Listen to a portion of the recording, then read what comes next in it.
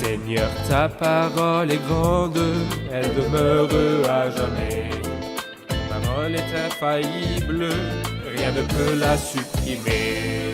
Bienvenue à vous, chers spectateurs, ainsi qu'à tous nos spectateurs dans le monde entier, dans un nouvel épisode de notre émission d'études quotidiennes Toute la Bible. Nous poursuivons notre voyage dans le livre des Psaumes, deuxième livre poétique de l'Ancien Testament. Nous en sommes au psaume 25 et psaume 26. Permettez-moi tout d'abord d'accueillir notre invité, le serviteur du Seigneur qui est avec nous au studio, le frère Youssef Riyad. Bienvenue, frère Youssef. Merci beaucoup, frère. Honoré de vous recevoir. Que Dieu vous bénisse. Bienvenue aussi à nos invités, honorés de vous recevoir. Frère Youssef, donnez-nous une idée des psaumes 25 et psaume 26. Oui, en réalité, du psaume 25 jusqu'au psaume 39, nous avons 15 psaumes, et tous ces psaumes nous parlent d'une même idée. Nous avons déjà étudié les psaumes 16 jusqu'au 24, et ces psaumes constituent une série de psaumes qui sont consacrés au Messie de différentes manières. C'est-à-dire que nous l'avons vu, le parfait pèlerin dans sa vie, nous l'avons vu comme le sacrifice pour le péché, nous l'avons vu comme le berger, et comme le souverain berger qui apparaîtra dans la gloire, le roi de gloire. Ici, nous n'allons pas parler du Christ dans ses différents attributs, mais prophétiquement, nous allons parler du reste pieux en temps de tribulation. Qui est le reste pieux? Le reste pieux est le peuple qui, après l'enlèvement de l'Église, du peuple terrestre, se repentiront, reconnaîtront leurs péchés et se tourneront vers Dieu. Bien entendu, pas seulement ces personnes-là, il ne s'agit pas exclusivement de ces personnes, mais de tous les hommes pieux à toutes les époques qui traversent des circonstances difficiles.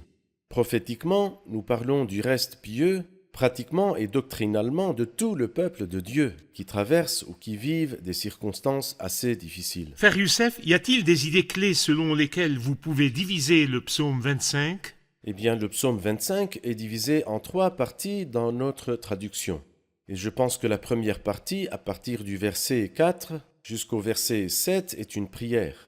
Puis les versets 16 jusqu'à la fin du psaume, au verset 22, une autre prière.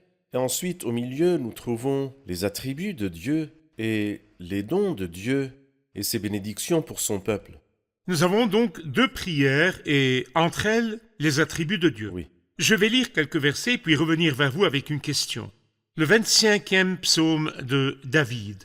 Éternel, je me tourne vers toi, mon Dieu, en toi je me confie, que je ne sois pas couvert de honte, que mes ennemis ne se réjouissent pas à mon sujet. Aucun de ceux qui espèrent en toi ne sera couvert de honte, mais la honte est pour ceux qui sont infidèles sans raison. Éternel, fais-moi connaître tes voies, enseigne-moi tes sentiers, conduis-moi dans ta vérité et instruis-moi car tu es le Dieu de mon salut. Je m'attends à toi chaque jour, Éternel, souviens-toi de ta compassion et de ta bonté, car elles sont éternelles. Ne te souviens pas des fautes de ma jeunesse, de mes péchés. Souviens-toi de moi en fonction de ton amour, à cause de ta bonté éternelle. Ce sont les 7 premiers versets, et c'est ce que vous appelez une prière, la première prière. Qui voyez-vous? J'y vois 2 choses. Bien sûr, j'y vois beaucoup de choses. Mais pour être plus précis, je dirais que 2 choses ont retenu mon attention. La première chose est qu'il demande à Dieu de le conduire et de l'instruire dans sa justice. Le beau verset 5 dit « Conduis-moi dans ta vérité et instruis-moi ». Et nous savons à quel point c'est important. L'apôtre Jean, dans sa 2e épître et dans sa 3e épître, a dit « Je n'ai pas de plus grande joie que d'apprendre que mes enfants marchent dans la vérité ». Que le croyant connaisse la vérité, possède la vérité et marche dans la vérité est quelque chose qui remplit le cœur de joie. Et en fait, si Jean l'Ancien s'est réjoui que certains de ses enfants marchent dans la vérité, combien plus Dieu notre Père lorsqu'il trouve des croyants sur la terre qui cherchent la vérité et lui disent « Conduis-moi dans ta vérité ». Nous faisons souvent des prières égoïstes. « Fais-moi réussir, fais réussir les enfants, donne la santé à un tel, de l'argent à un tel ». Ce sont des prières charnel, alors que le Christ nous a enseigné, rechercher d'abord, avant toute chose, le royaume de Dieu et sa justice. Je pense que c'est une prière merveilleuse où il dit « Éternel, fais-moi connaître tes voies, enseigne-moi tes chemins, conduis-moi dans ta vérité et instruis-moi. » Parfait. C'est la première idée qui a attiré mon attention. La deuxième idée est au verset 7. Il dit « Ne te souviens pas des fautes de ma jeunesse, de mes péchés ». Et cette idée est répétée une deuxième fois dans le verset 11. « C'est à cause de ton nom, Éternel, que tu pardonneras ma faute, car elle est grande. » Et une troisième fois au verset 18. « Vois ma misère et ma peine et pardonne Tous mes péchés. péchés. » Cela nous montre que nous avons une grâce dont nous ne sommes pas toujours conscients.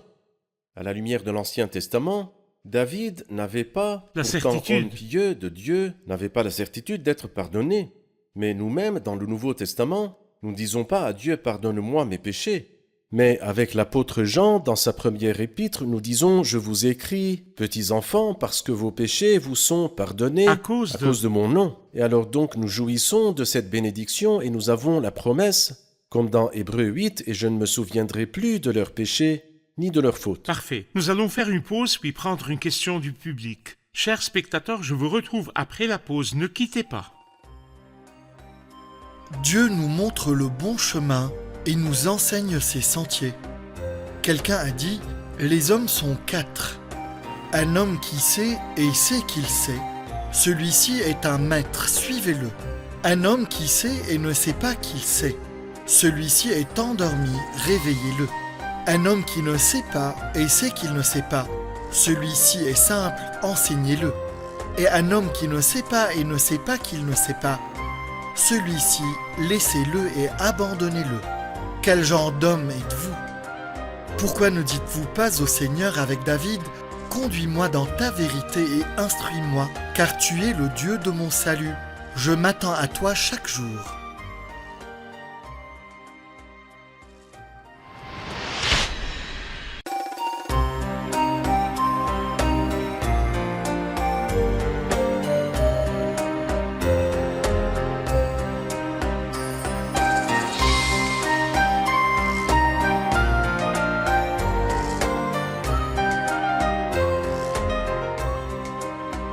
Nous revoici, chers spectateurs, pour prendre une question du public. Verset 3. Aucun de ceux qui espèrent en toi ne sera couvert de honte. L'attente est notoirement difficile. Comment dois-je attendre Dieu et dois-je faire pendant que j'attends? Parfait.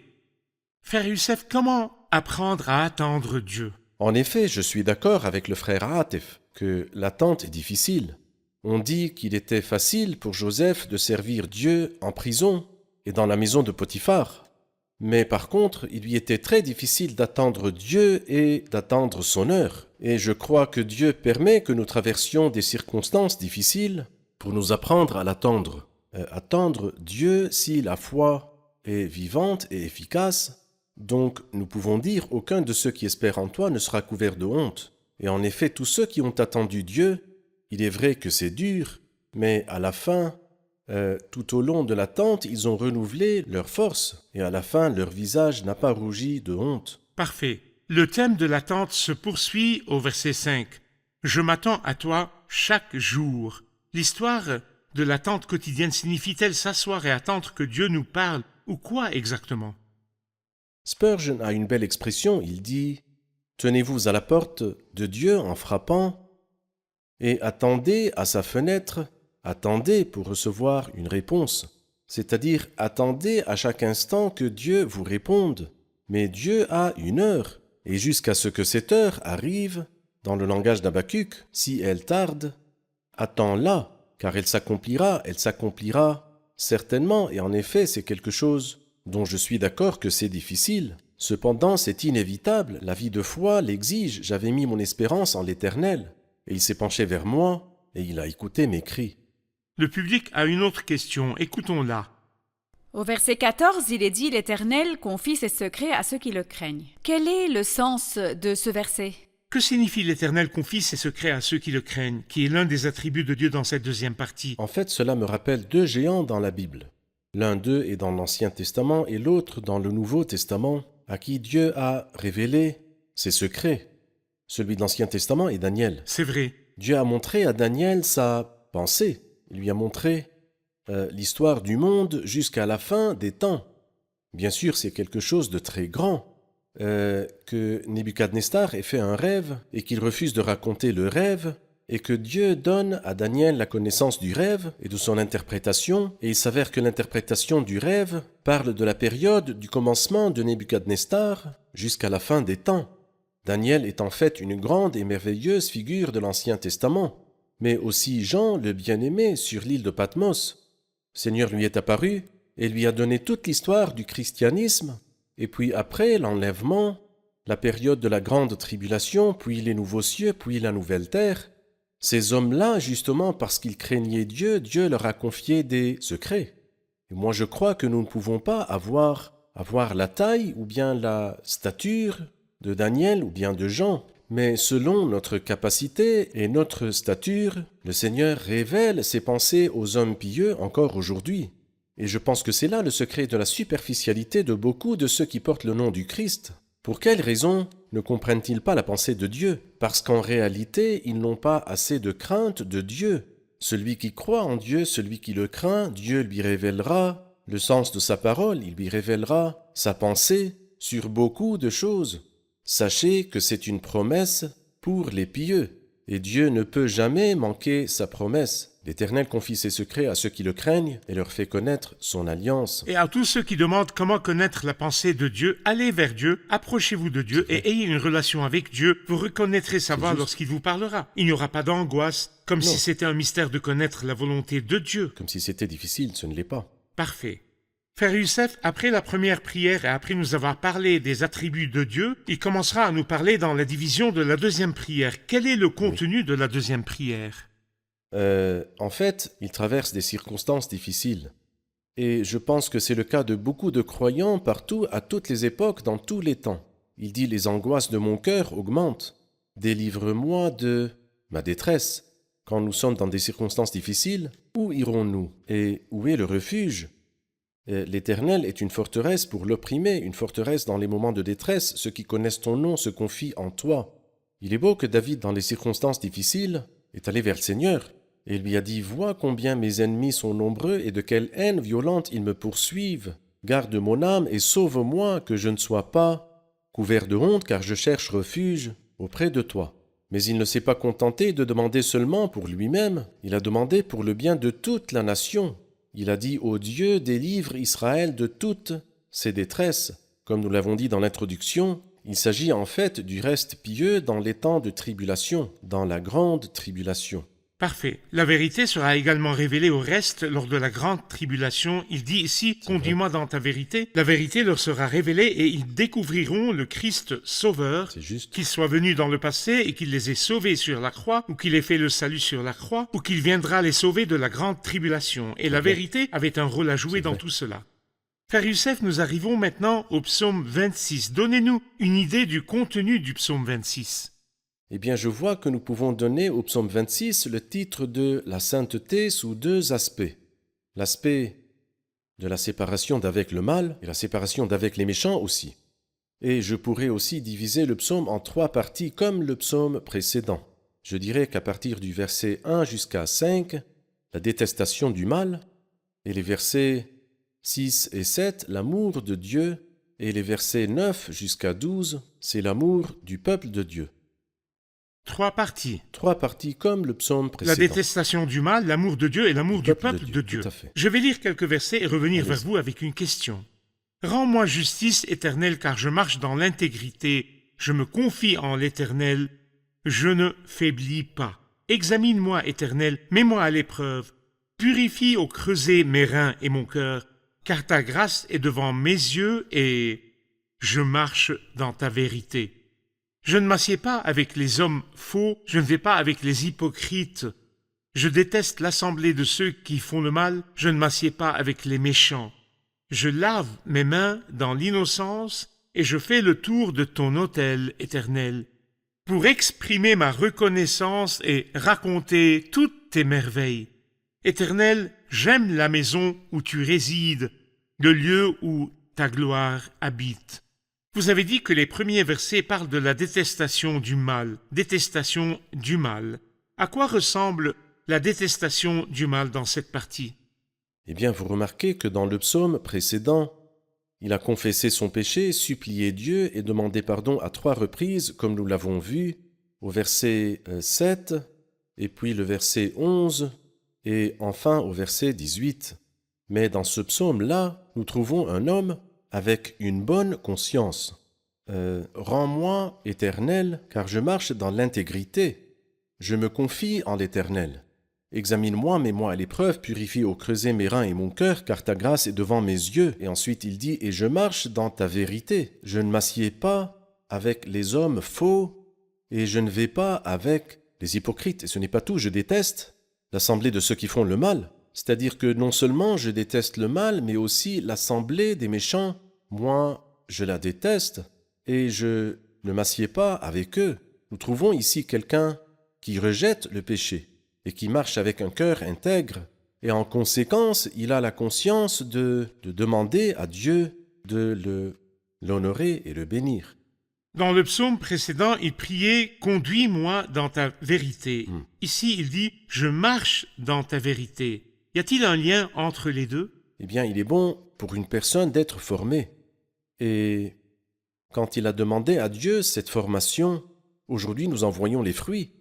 Je ne vais pas passer toute ma vie à demander à Dieu, mais il devrait y avoir une croissance évidente dans la vie des croyants. Sinon, il y a quelque chose qui ne va pas. C'est-à-dire si le croyant n'a pas de croissance évidente dans sa vie, comme le dit l'apôtre Paul à Timothée, afin que tes progrès soient évidents pour tous.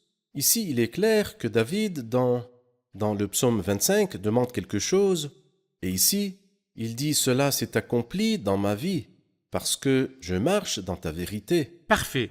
Au verset 6, dans le cadre de sa détestation du mal et de sa séparation d'avec le mal, il dit « Je lave mes mains dans l'innocence et je fais le tour de ton autel. » Cela demande une explication. Qu'est-ce que le lavage des mains dans l'innocence et qu'est-ce que l'autel ici?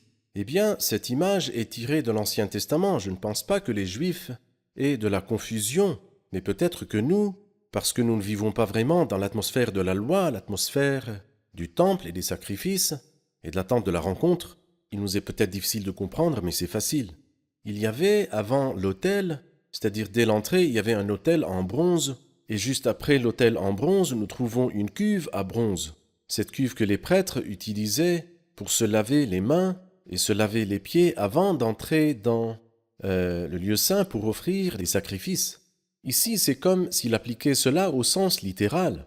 Le prêtre se lavait littéralement les mains, se lavait littéralement les pieds avant d'entrer dans le lieu saint.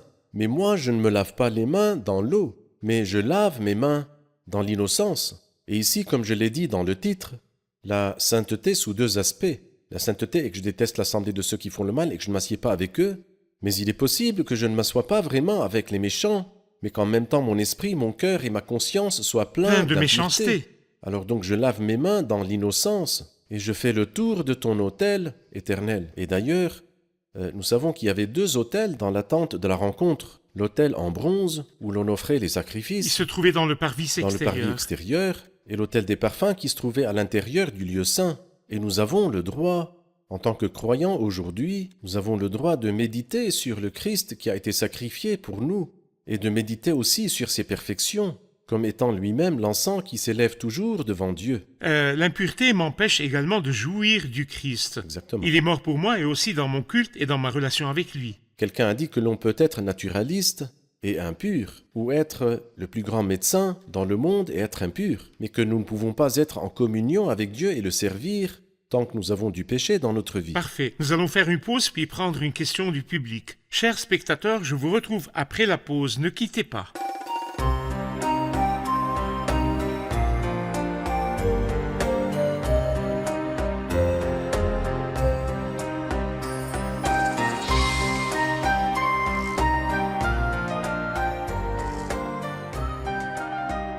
Nous revoici, chers spectateurs, pour prendre une question du public. Au verset 8, il est dit « Éternel, j'aime la maison où tu résides, le lieu où ta gloire habite. » Veuillez nous l'expliquer. Veuillez nous expliquer ce verset, frère Youssef, le verset 8. Lorsque nous arriverons au psaume suivant, nous verrons comment David aime la maison de Dieu et le lieu où sa gloire habite, lorsqu'il dit « Je demande à l'Éternel une chose que je désire ardemment, je voudrais habiter toute ma vie dans la maison de l'Éternel, pour contempler la beauté de l'Éternel et pour admirer son temple. » Mais ce qui retient mon attention, c'est qu'au verset 5, il dit « Je déteste et qu'au verset 8, il dit « j'aime ». Cela nous montre que le croyant est censé détester et aimer. Ou dans le langage du psaume, qui dit « vous qui aimez le Seigneur, détestez le mal ». C'est-à-dire que je ne peux pas aimer Dieu et aimer le lieu où il habite et la maison de Dieu, tout en aimant le mal et le péché. Ça ne marche pas. C'est-à-dire qu'il faut prendre une décision. Soit j'aime le péché et je vis dans le péché, soit j'aime Dieu et je déteste le péché. Parfait. C'est ce que David nous enseigne dans ce psaume. Parfait. À partir du verset 9, « N'entraîne pas mon âme dans la ruine des pécheurs, ni ma vie dans celle des hommes sanguinaires. Leurs mains sont souillées de crimes, leur main droite est pleine de pots de vin. Mais moi, je marche dans l'intégrité, délivre-moi et aie pitié de moi. Mon pied tient ferme dans la droiture, je bénirai l'Éternel dans les assemblées. » Quel est le sujet des versets 9 jusqu'à la fin du psaume, frère Youssef? Eh bien, j'ai dit qu'il s'agit de l'amour du peuple de Dieu, comme le montre le dernier verset. Mais je vous rappelle que j'ai dit aussi que tout le psaume traite de la sainteté sous deux aspects. Oui, C'est-à-dire la propreté intérieure et la séparation d'avec les hommes méchants. Et je Oui. pense que c'est clair ici. N'entraîne pas mon âme dans la ruine des pécheurs, ni ma vie dans celle des hommes sanguinaires. Cet enseignement ne se trouve pas seulement dans l'Ancien Testament, mais aussi dans le Nouveau Testament. Lorsqu'il dit dans 2 Timothée 2, si quelqu'un se purifie des ustensiles d'usage méprisable, s'il se sépare des ustensiles d'usage méprisable, il sera un vase d'usage noble, saint, utile à son maître, et il sera prêt pour toute œuvre bonne. Et ensuite il dit, fuis les passions de la jeunesse. Il y a donc une séparation d'avec les méchants et aussi une pureté intérieure. Et c'est ce que nous voyons au début de cette partie. Et ensuite il nous dit une parole merveilleuse. Mon pied tient ferme dans la droiture, je bénirai l'Éternel dans les assemblées. Et je pense que cela nous rappelle les réunions au nom du Seigneur. Ces réunions dont le Christ a dit là où 2 ou 3 sont rassemblés en mon nom, je suis au milieu d'eux. Peut-être y a-t-il un pays où il n'y a que 2 ou 3 frères. Notre Seigneur, à lui la gloire, accepterait-il d'être présent au milieu de 2 ou 3 frères, même s'il n'y a que 2 ou 3 frères dans un pays, s'ils se réunissent au nom du Seigneur, il sera présent. Je bénirai l'Éternel dans les assemblées. C'est une très grande joie pour moi de partager avec mes frères et sœurs. Je n'adore pas tout seul, mais je partage aussi avec mes frères et sœurs, en adorant Dieu et en bénissant Dieu dans les assemblées. vous avez souligné que les assemblées font ici référence à la réunion au nom du Seigneur ou aux assemblées des croyants. Qui voyez-vous dans le mot assemblée? Les multitudes. Parce que souvent 3 ou 4 croyants dans un pays peuvent penser qu'il n'y a pas de témoignage de Dieu dans le pays. Encouragez-nous avec les assemblées, l'œuvre de Dieu et les fruits abondants. En effet, le jour viendra où nous réaliserons que Dieu avait des gens pieux, avait des hommes pieux partout là où nous nous y attendions le moins. Il me suffit de lire un verset de Philippiens chapitre 4. Tous les saints vous saluent, en particulier ceux de l'entourage de l'empereur, non pas un seul saint dans l'entourage de l'empereur, mais plusieurs.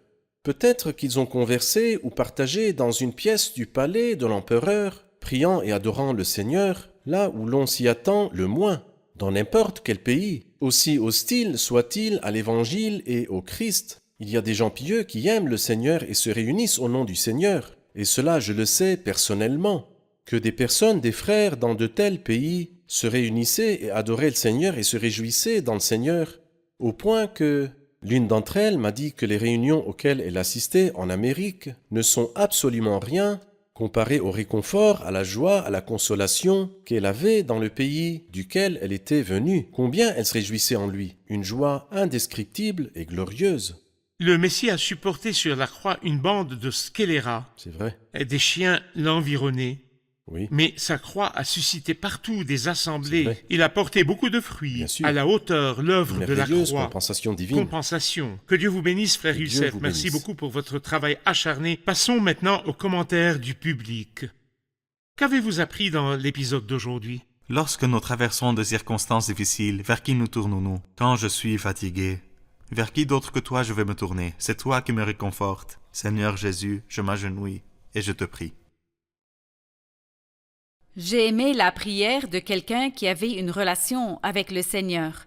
Mais il ne lui a pas dit « Je ne sais pas où travailler ou où voyager », mais il lui a dit « Fais-moi connaître tes voies, enseigne-moi tes sentiers, conduis-moi dans ta vérité ». Et en tant que croyant, j'ai toujours l'impression que nos demandes ne sont pas à la hauteur de ce que Dieu veut. Combien de fois avons-nous demandé « Je veux savoir ce que dit la parole de Dieu » Je pense que si nous savons vraiment ce que dit la parole de Dieu, comme le dit le psaume lui-même, l'Éternel confie ses secrets à ceux qui le craignent, et il ne sera pas difficile de connaître la volonté de Dieu. Parfait.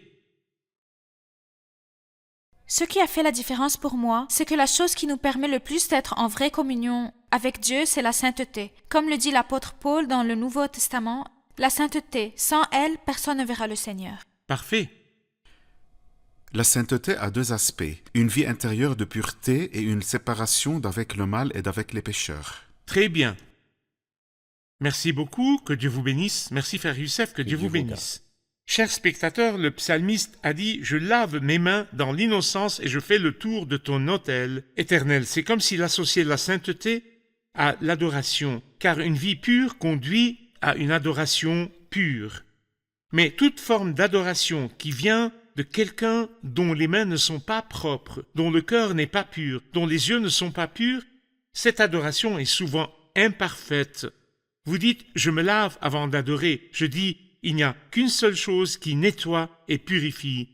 Le sang du Christ purifie le cœur et la conscience. Et la sainte parole, le livre de Dieu, la Bible, nous purifie chaque jour. Et lorsque le cœur, la conscience, la main, le corps, les yeux et tout cela est lavé par la parole, vous irez rendre un culte qui sera un culte pur et Dieu l'acceptera de vous. Il y a donc un lien entre la sainteté et le culte raisonnable. Et regardez ce que vous faites maintenant. Peut-être vous rapprochez-vous de Dieu alors que vous avez de la corruption dans votre cœur et de l'impureté dans votre cœur. Ce culte n'est pas acceptable et ne sera pas accepté. Dieu accepte le culte qui vient d'un cœur purifié par le sang du Christ et d'une main qui tient la Bible et Dieu qui voit la Bible et la Bible a lavé l'être intérieur. Je vous revois dans le prochain épisode. Que le Seigneur vous bénisse.